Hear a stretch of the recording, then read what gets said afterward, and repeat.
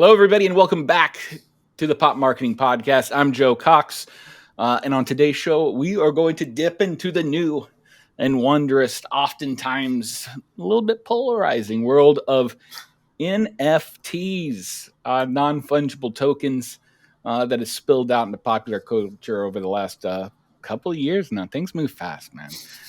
With words like Beeple and Bored Apes and PFPs and Good Mornings. And it is in this new world of Discord and communities 2.0, I'm super geeked to be able to talk about this. And who better to kind of dive into this topic with us today than the founder of social media or Social Fresh, which is a true OG social media conference since 2008. Man, what happened? That was such a different world. It's like one more year and it's like 15 years. So I don't want to think about it too hard. A consultant, keynote speaker, and now creator of NFT Fresh, a virtual conference built to bring together NFT investors, creators, community leaders, and builders to learn from the industry's leaders about where NFTs go next, or what the hell is an NFT. I have been looking forward to this one for a while now. Jason Keath, it's awesome to have you on to talk about NFTs and the next evolution of the web. Welcome to the Pop Marketing Podcast. How you doing, man? Thanks, Joe. I am excited to join you virtually. I am fungible or non-fungible. That's one that people get stuck on a lot. It's hugely. I think I'm very non-fungible. I'm a unicorn. You are until we get cloning. Like, until we get cloning, you're non-fungible. That's the correct answer. That's right. Until I can put my brain into a computer, which not too far away, and I'm sure we'll talk about that in the next iteration, Web 4.0. But I am super pumped to finally get you on here. We've known each other for a while, but for those that listening that have not had the pleasure of meeting you or going to one of your events or seeing a plethora of the content that you put out for folks, what led you? Give us a little bit of the rundown of creation of Social Fresh and then into the new world of NFT. Yeah, I'd love to. So Social Fresh came out of. Well, I mean, if I go all the way back, I was an art major, went into the agency world, became kind of a creative lead, and then in that agency world, started to become kind of the go-to person for social. Like I always try to just naturally have an inclination to research and experiment with what's next in tech and innovation and the next iteration of the internet. So back in 2005, 6, 7, 8, it was social, and I was very passionate about learning about that space. And there was really like a lot of interest in social media back then, especially from businesses and large brands, but not a lot of follow through when it comes to budget and time and resources. So, I left agency world, started my own agency, got out of that, was doing a lot of consulting, and just saw this repeatedly. So I had experience producing events. So I produced the first Social Fresh conference in Charlotte, North Carolina back then. We've done getting ready to do our 29th conference in June back in Charlotte, 2022 for the first time since the pandemic. And just all through that, the goal was to bridge the education gap, bridge the trust gap. We're much more focused now on supporting social media managers, practitioners, directors, and helping them know, what's working, what's coming next. Very tactical, hands-on advice. But that was the mission back then. And with NFT Fresh, it's a very similar mission. And I probably 10 times more challenging, I think. Like understanding blockchain, crypto, DeFi, NFTs, DAOs, all of these things that are, we have our own glossary of terms for the space that can sound like another language. But there's an education gap and a trust gap. And the thing that is even more amplifying that need is, we're talking about real money here. So on social media, you can make some mistakes. You can create some communication crises, but you can't really lose your own personal money, too easily. In blockchain, in Web3, there is that real security layer that you do have to bring some due diligence to. And I think there's a lot more foreign concepts that people, it really, in my opinion, it really takes like months. It takes like 2 or 3 months to really wrap your head around, all right, I know what an NFT is kind of, but why is it valuable? Is it really going to be something I need to worry about? Is it not just like this, fleeting trend that's going to be gone in the next 6 to 12 months? I think wrapping your head around that takes a little bit of intentionality and takes time to really experience to get through it, because these concepts are so new, and truly innovative. So I see that same education need now. And we knew we wanted to work in the Web3 space. We were already doing consulting in that space. And doing the first NFT Fresh was really kind of foot into the door of, all right, let's bring as many experts together as we can to understand what's going on here, what's next, and where we can best help people. And that was really fruitful. We had an amazing lineup, and learned a ton. And we're still doing a ton of Web3 work today. It's most of what we do day to day outside of Social Fresh Conference, which is still really exciting and important to us. When did you get the aha of and seeing the same thing, and we've been through the same thing really together age wise, in that I was there for Web 1. I just wasn't able to do jack about it. Like, that's where like my love of everything that's been going on for the last 20 something years came from. Web 2, career time, I was able to, with you, jump on, and we were able to make something of that. Oh, where did you get the aha now of like, oh, NFTs is something? It's not the next, asking if it's the next TikTok or not. It Yeah. is beyond that. It's something like a bigger platform. Where did you get that? Um, it's a good question. I guess sometime in late 2020, early 2021. But to be like completely transparent, I'm not heavily invested in NFTs. I'm not going out there and buying cool cats and bored apes and V friends. I mean, maybe I obviously I should have, but Sure, sure. Not uh, against it. I'm It's not, and good. I Yeah. do hold several NFTs, but I'm not looking to go out there and invest and flip, and that's a full time gig. It's like a lot of hours of research and mental um, commitment. But I think once I learned, I mean, I've known about the term for a couple years now. Once I learned that people were using NFTs for beyond art, I think it became really interesting for me. I mean, I am an artist. I do really appreciate the utility and the opportunity it presents for art and artists and collectors.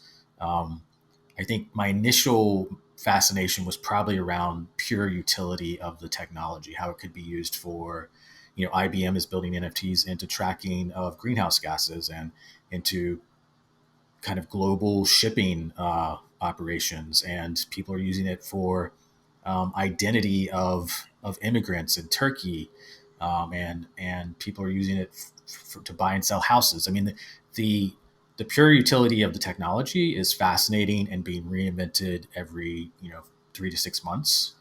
Um, that was probably my initial kind of entree into, this is something I need to know more about and get more research into.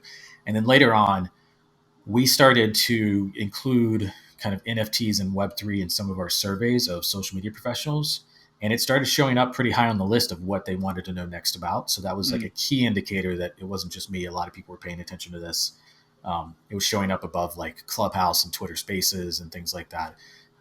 And then most recently, I think seeing the power of what ownership looks like in a community. And that's what NFTs do, especially a lot of these PFP 10,000 person projects where you get a few thousand people together that own the same thing, that have this investment together. You put them into some type of community platform like Discord, and that ownership layer, which can be it can be just a coin, a token, or it can be an NFT.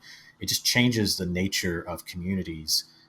There's negatives and positives, but the positives are just like, I mean, you can grow a community so much faster. You can create intrinsic motivators so much faster. People are highly motivated to promote and support and get involved in different ways. So that most recently has also been a big enlightenment point, and one that we've worked on.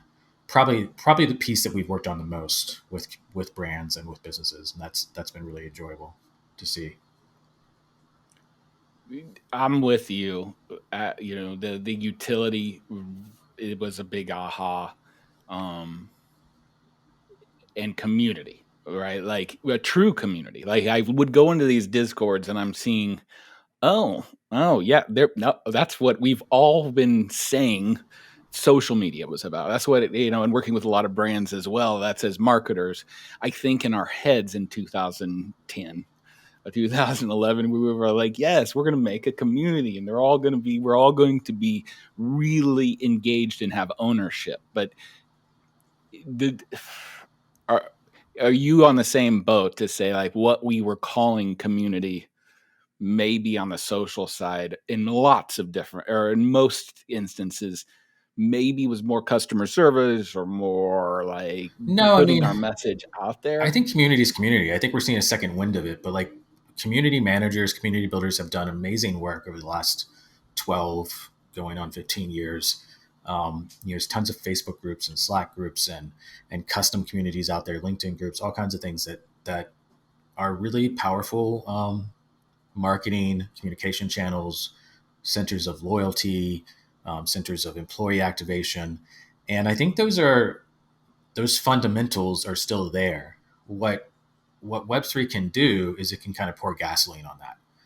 And it's like, imagine, you start an NFT project, you start a DAO where everybody owns the same token, or everybody owns the same NFT. It's essentially like you're creating this chaotic startup where you immediately have 1,000 to 10,000 employees that are ready to go and motivated and have some type of financial indicator.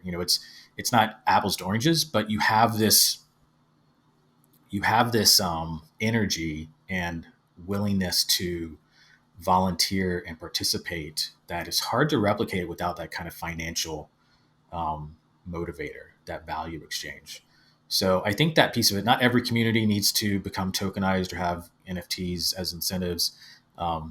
Not every Web3 community is a positive example, but the potential is very clear that it's there. I mean, there's a lot of people buying and selling NFTs just purely in it for the money and flipping them. And, there's bad actors in the space.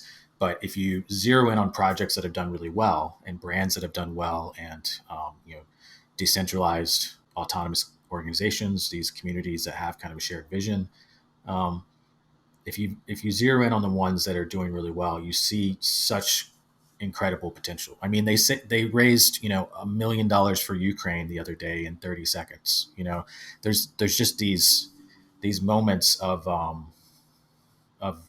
really kind of seeing what's coming next that you can get glimpses of if you're in the space right now. And I think as we refine some of the safety things and refine some of the education onboarding, we're going to see some really interesting things. I mean, we haven't even really seen, uh, Web3 communities get leverage for politics or for global societal issues, or we're just starting to see the very beginnings of that. And I think we'll also see some negatives with that. You'll see some of the worst people in the world try to use this technology to organize as well, just like we see with every technology. But I am very optimistic about what can be done with it, and I'm excited to work on all these projects.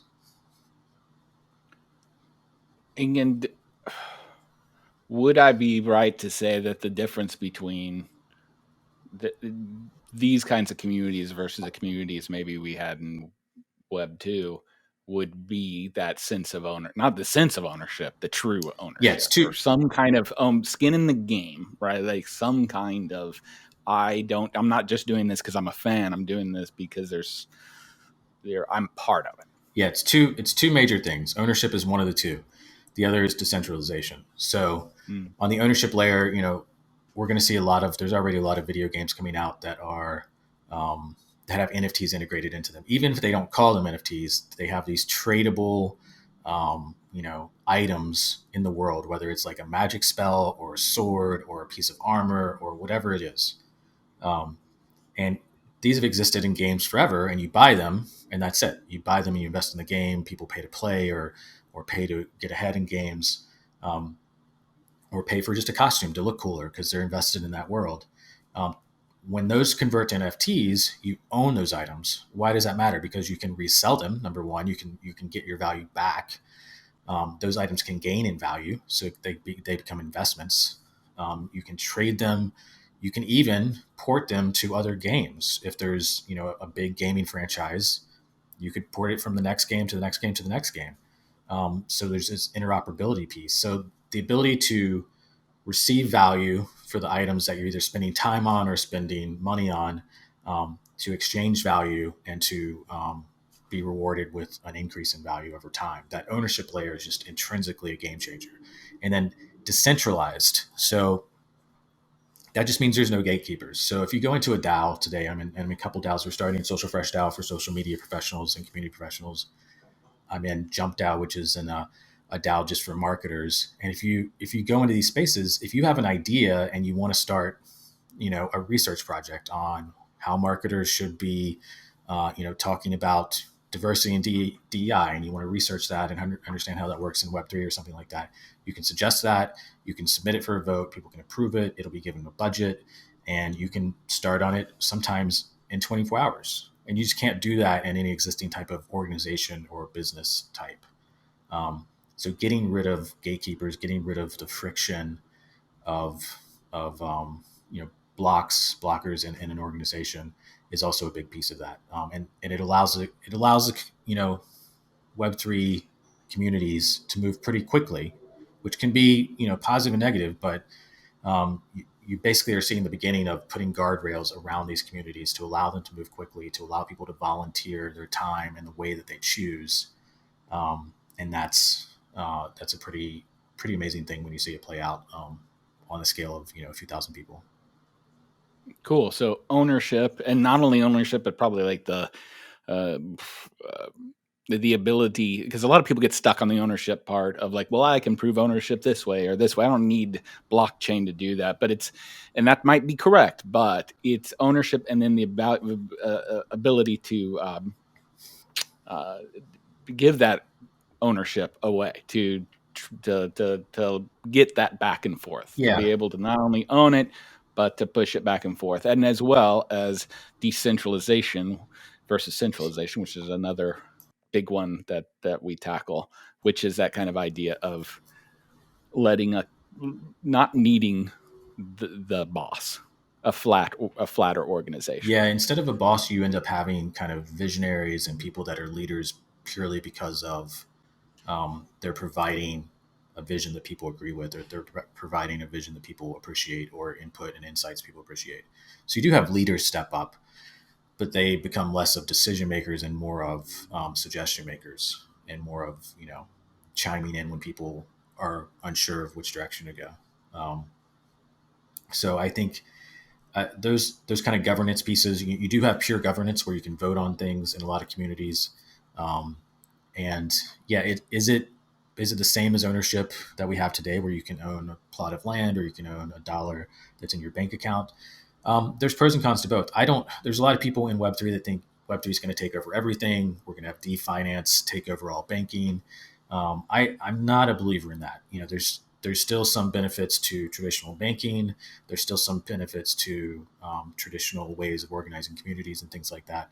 I think it's more like social media. When social media came along, it went from 0 to 50% of our time online in about a decade. And I think what we'll see with Web3 is that it will be heavily integrated into a lot of things very quickly. And I think over the next 5 to 10 years, it'll be a similar number, where like 50% of our time online, the apps we use online, are going to be integrated into Web3 one way or another. The social networks are going to adapt it. All banks are going to adapt DeFi and Web3 concepts ultimately. And I think a lot of apps will integrate with it, but it's not going to be everything we do. It doesn't need to be everything we do. There's still, some legacy pieces of the world that work pretty well.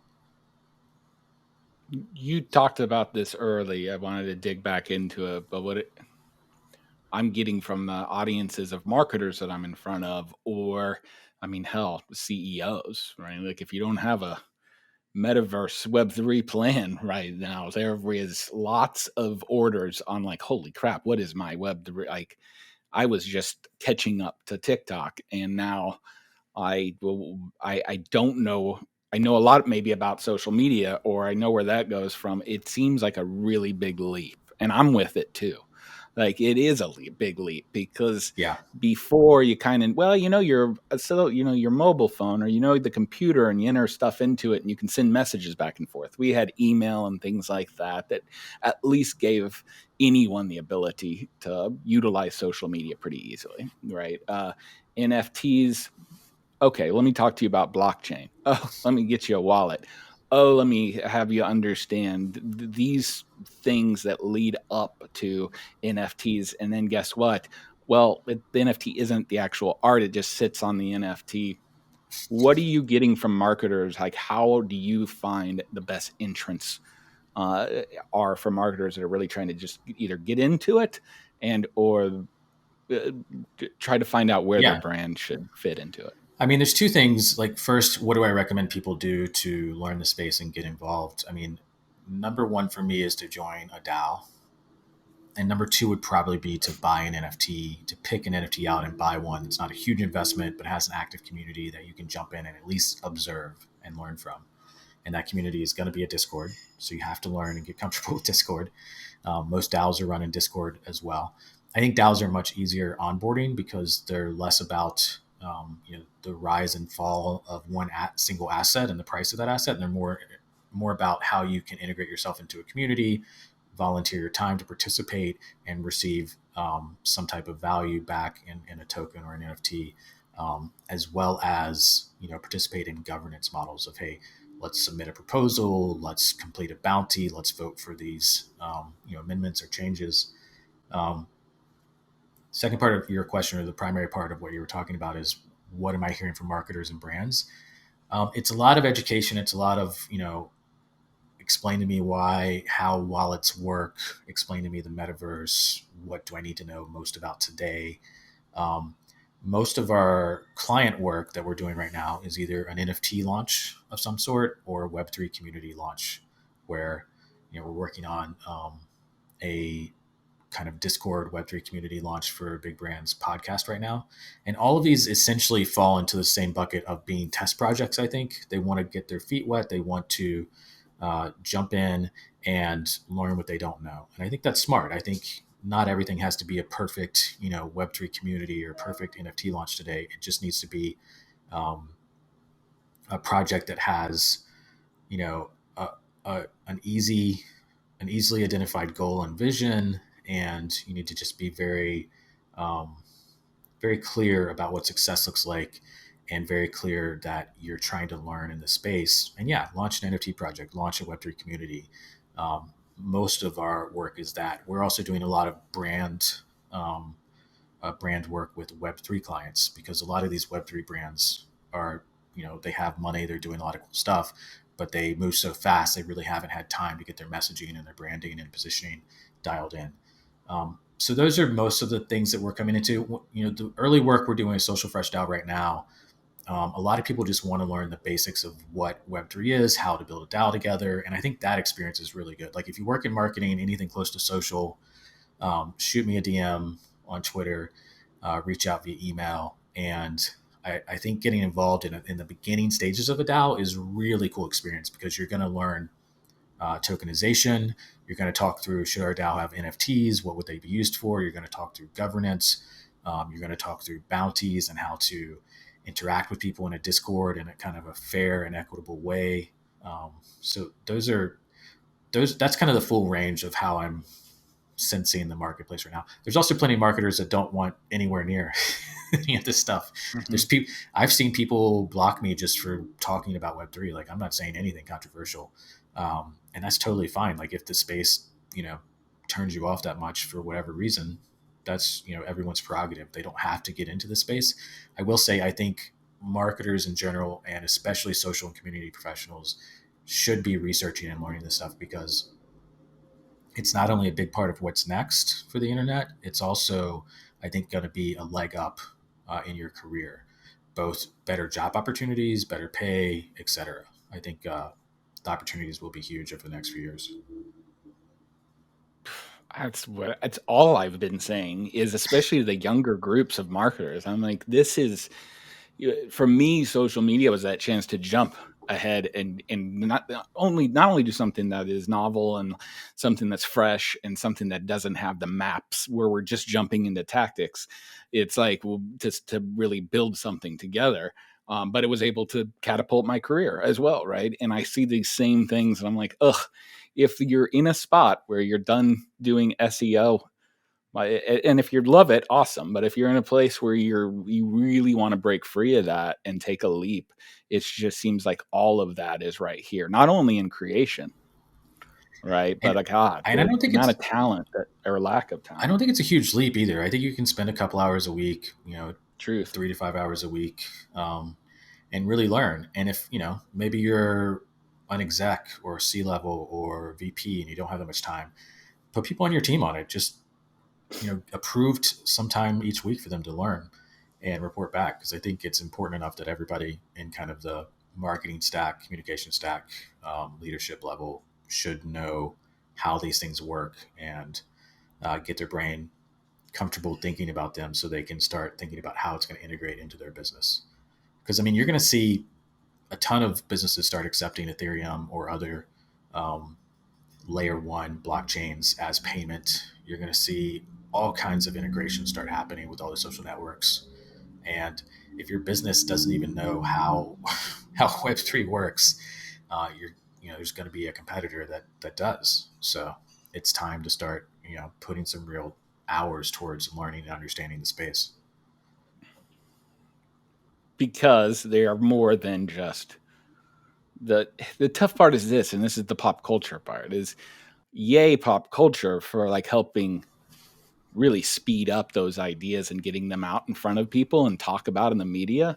However, pop culture has brought this link, in my perspective, of NFTs and PFPs and like specifically like Bored Apes, right? Like if you look into the celebrities, the musicians, the athletes, the people that are buying these, I've seen this real tough part of taking the actual thing that sits on the NFT away from the technology. So what uh,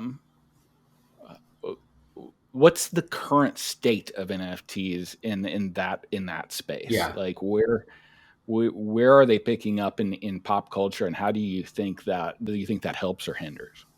I think it helps a ton. I mean, NFTs are less than 1% of all blockchain activity by market cap, but they are immensely in the public consciousness because of the adoption of celebrities, because art and culture and music, kind of lead the way on things.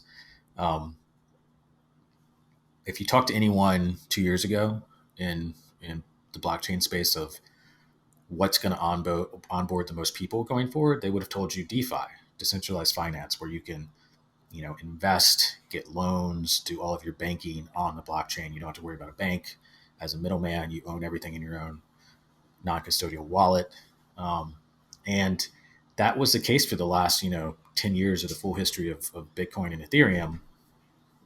But PFP projects, or profile photo projects, like Bored Apes or CryptoPunks or Crypto Chicks or World of Women, all of these PFP projects, they brought this layer of art, and I think more importantly, identity. When you take a piece of art and you make it your profile photo, it's a pretty big statement. Um, and people do it because they love the art or they identify with it in a way that it becomes an opportunity of expression. And we do that with music, we do it with art, we do it with entertainment, we do it with celebrities, sports. And that piece of it, I think, was unforeseen, how much that magnified this public activity, that bringing it into the zeitgeist, into pop culture, into just mainstream attention in the news, celebrities signing up. And, you know, there is the layer of it's an investment, it is an exchange of value, it potentially could make you money. But I think that piece of that cool factor, that the value of the art, the value of the identity, and the culture related to that has really been the number one onboarding thing. I think we're going to see a similar thing with music. I think we're going to see a similar piece with gaming. I think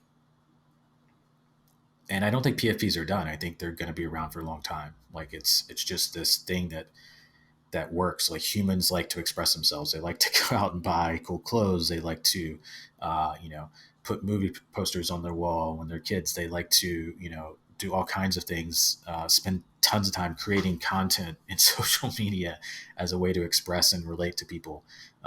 And this is a way to attach a value exchange to that, which is another layer. I think celebrities have done a ton. You see, Snoop Dogg just launched his first music NFTs last week. Um, just by the nature of the fact that it's an opportunity for any IP holder, and celebrities are typically pretty huge IP holders. Even their own image is IP. You know, if they could sell their own image, sell their endorsement of a project, that alone will get a ton of celebrities selling and buying and launching projects in Web3. And that's going to onboard a ton of people. And imagine, for instance, when people start making money off these music NFTs. Imagine an artist is making real money for their fans because their fans own a piece of the upside, right? Owning a piece of the upside in these communities in some type of NFT play. Those are great stories, and those are going to be repeated over and over. And as soon as you own one of those, you're going to tell everybody, right? Oh, you own one of Snoop Dogg's original first music NFTs. That's amazing. Um, and that might not mean anything monetarily today, but it's a piece of history, it's a piece of culture, and those things matter. And I think they're great onboarders into a wild space. I will say I still think DAOs are the best because are the best way for people to come in and learn, because you can buy an NFT and jump into a Discord and you don't really learn a ton about Web3 and a ton about safety and keeping your wallet secure. Um, so people will also make mistakes, and that's unfortunate, and maybe that turns some people off. So I want people to come into communities first instead of coming into investments first. But I think most people are probably going to do the opposite because it's just that's the way our brains work. Yeah, it's kind of huge. It's a really smart piece of advice and insight, because the other way to go through it is it's going to be slow going anyway. And I think the first few projects that I ran into and jumped onto didn't really know which way I was going. And like there were some rug pulls, which is better known for like the project just disappears. And, you know, I can look at the NFTs that I have invested in or that I have projects I have taken part in. And it took me a while to get, it took me a while. And that can really turn off a lot of people, especially when you're talking about real money in that situation, right? Like in each one of those Yeah. situations, and finding that as an investment.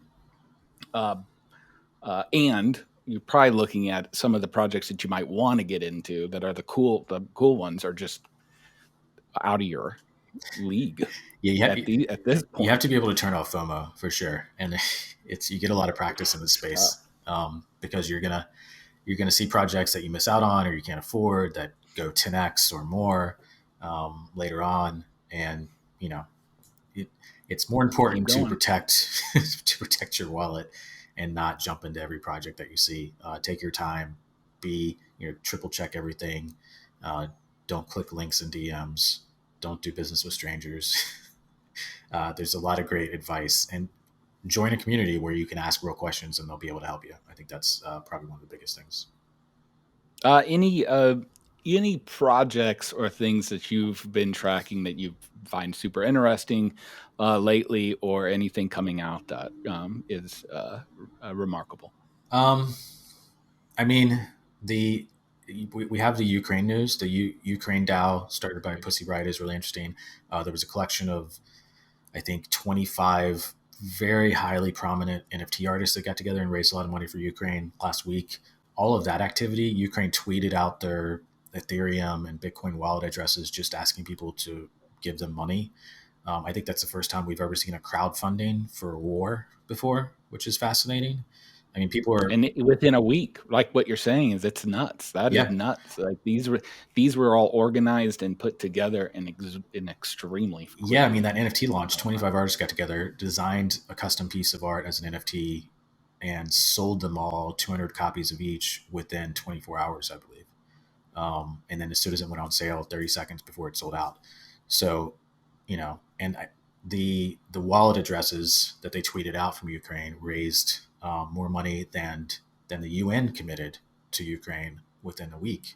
So it's, Okay. it's not billions of dollars, but it's multi millions. I mean, I think they were up to 25 million last time I looked last week, just in Ethereum donated. And this is kind of new ground, so that fascinates me. It's taking like Constitution DAO, where people wanted to buy the Constitution together, and it's giving it kind of a higher purpose and a global reach, and helping people that are in real need. I think another thing I'm watching is just opportunities for DAOs to do real good. You look at DAOs that are coming together to fight poverty, DAOs that are coming together to work on diversity, to work on to support women in different causes. Like there's a lot of kind of nonprofit, uh, global reach, Web3 for good projects that I think is really interesting, and especially since there's a lot of liquidity in this Web3 world. There's a lot of people that have made a lot of money on Ethereum, made a lot of money on NFTs, and they're very generous with that with that liquidity, with that resource. So that's been fascinating. NFT wise, I try not to I don't know. I try not to prop up any NFT projects. I'm working on my own NFT art, which is really fun. I've been doing NFT art for brands. That's been a great way to get back kind of into that artistic mode, Cool. which has been enjoyable. And then honestly, building this Social Fresh DAO has been really good. There's a lot of things we've wanted to do for the social media community for over a decade. And just as a small company with Social Fresh, just don't have the resources to do a lot of it. So doing like a huge research deep dive globally on mental health for community and social media managers, I think is huge. It's one of the most stressful jobs in the world, believe it or not, and underpaid, overworked, being on 24/7. So like putting real research time into that, putting real resources, almost like a union coming together and figuring out what are the standards in this industry, what should they be, how can people create a better career path as a social community pro, helping them get career coaching, helping them get mental health resources and counseling if they need it, things like that. So like that's like doing that kind of good on a large scale, while also helping people learn Web3 through the building of this DAO, I think is something that I'm really excited about. Jason, Keith, that's why I love you.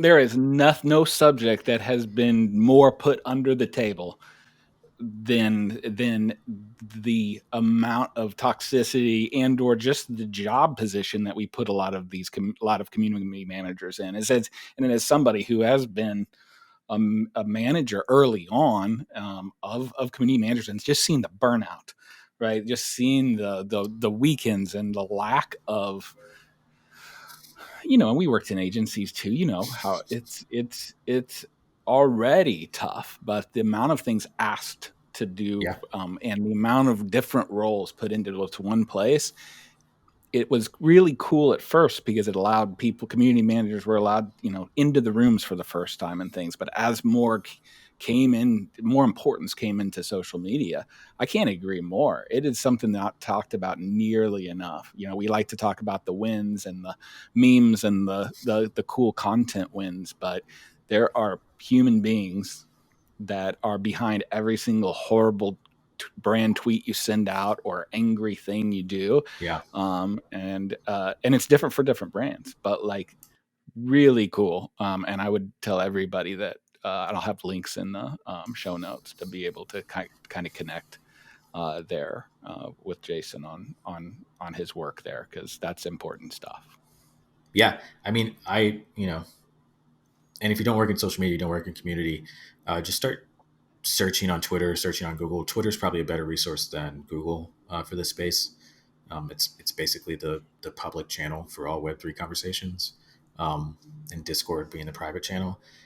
But find, there's a DAO for people that love golf. They're trying to buy a golf course. There's a DAO for called French Fry DAO that's trying to buy fast food chains. There's Smart. Blockbuster DAO that's focusing on kind of like a Netflix competitor. There's all these projects that you can jump into. Bankless is a great resource as a Web3 community. So even if what I'm talking about doesn't inspire you, doesn't kind of hit your area of interest. There's stuff out there that people are working on, and finding something that's early where you can get in early with people. You can be like a leader if you're interested in that. If you're just looking to learn, and be a little bit more of a lurker, there's tons of these established DAO experiences that I think are relevant vehicles for people to really understand the space. Two real quick ones. NFTs are just digital beanie babies. Like, where do we when you get this push? What's your thought? Number one, Beanie Babies are increasing in value again, so Because that's weird. Yeah, it's collectability. It's really weird. Um, And I've watched every show on Beanie Babies actually yeah, after I've heard a lot of this. I'll say, just to yeah. I mean,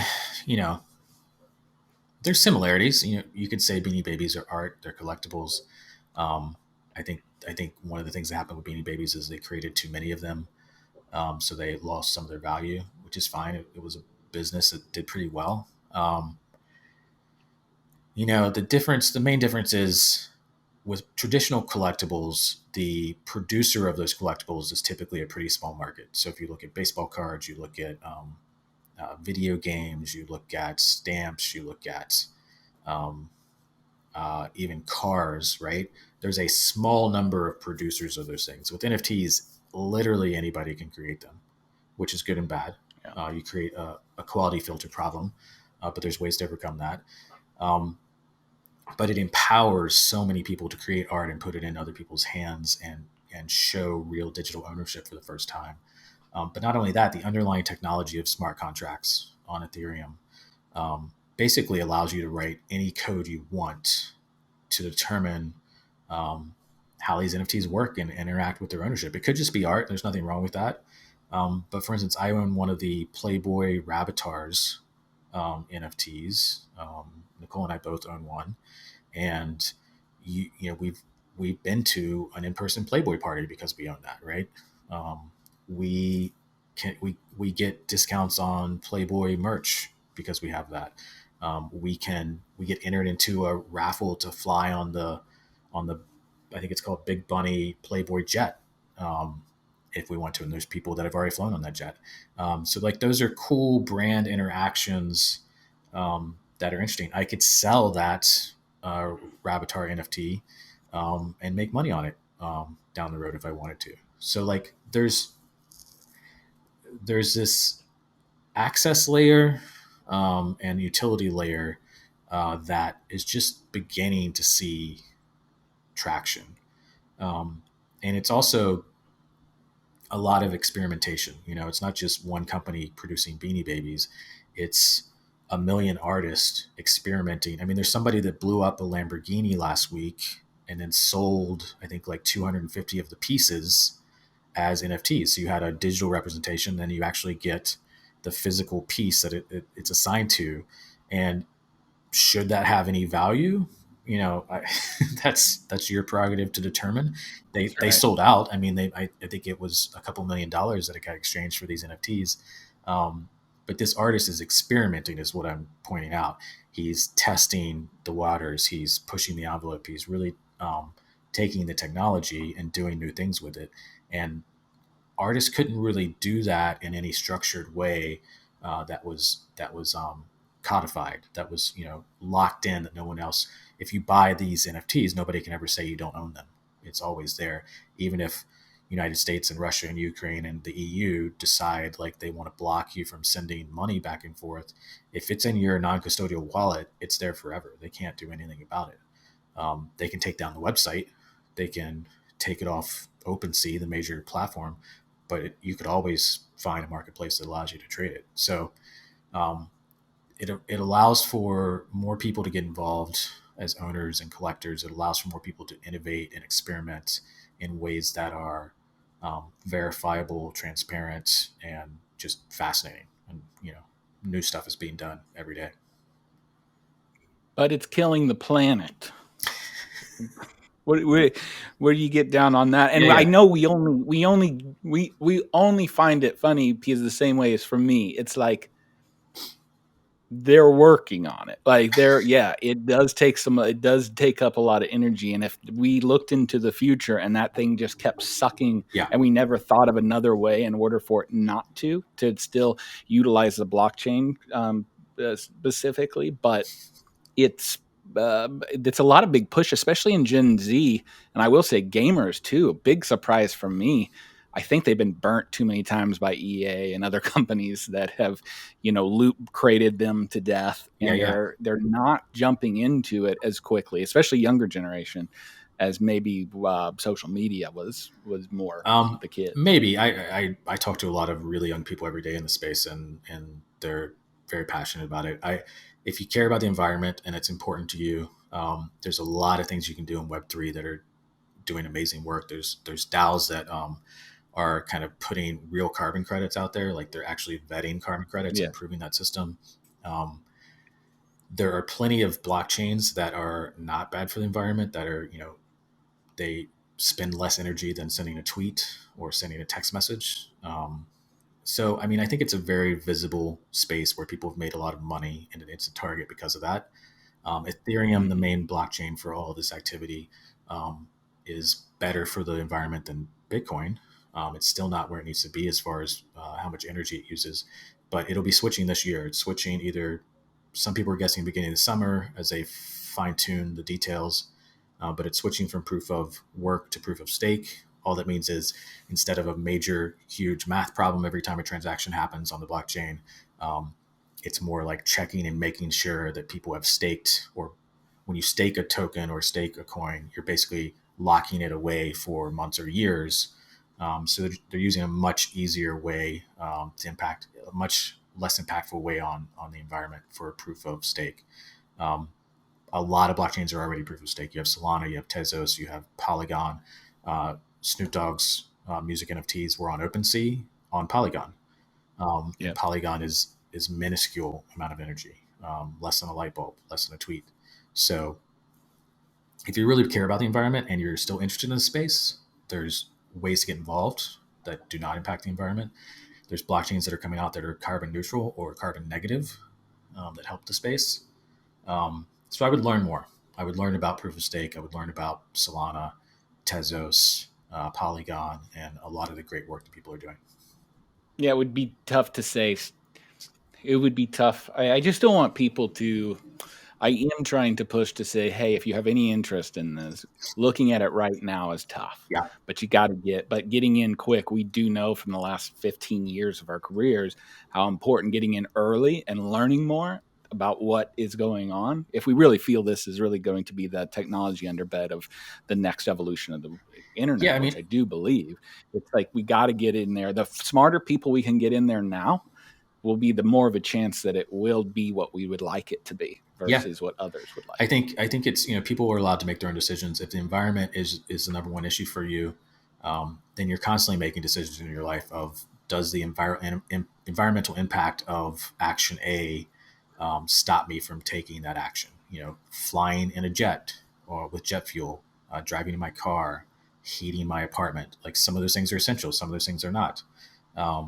Sending a tweet, watching a YouTube video. What are the environmental impacts of those things? So, like, as long as you hold true to what you believe, and if this impacts your ability to participate in NFTs or Web3, I think that's fair. I think there's still ways for you to get involved that don't. I mean, most DAOs are not doing a lot of on-chain activity um, every day, so those are very, very low, if not carbon neutral.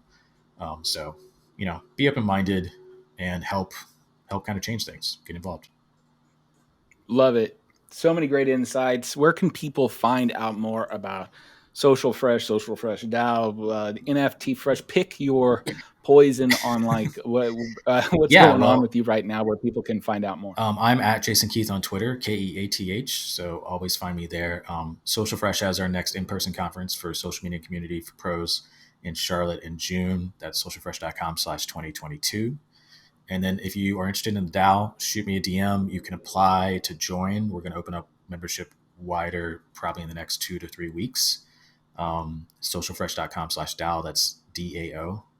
But yeah, always, if you can't find something, shoot me a tweet or shoot me a DM. Always open. Best place to find me.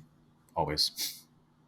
Jason, Keath, always really awesome to be able to talk with you and get some insights about what's going on with NFTs. We could go another few hours, and I don't know if we would clear the entire thing, but go check out Jason at all his places in social, and keep up with his feed like I do to keep up with everything social and NFT. And dude, thanks for doing what you do, and thanks for coming on podcast. Hope to have you again soon. Yeah, my pleasure. Thanks so much, Joe.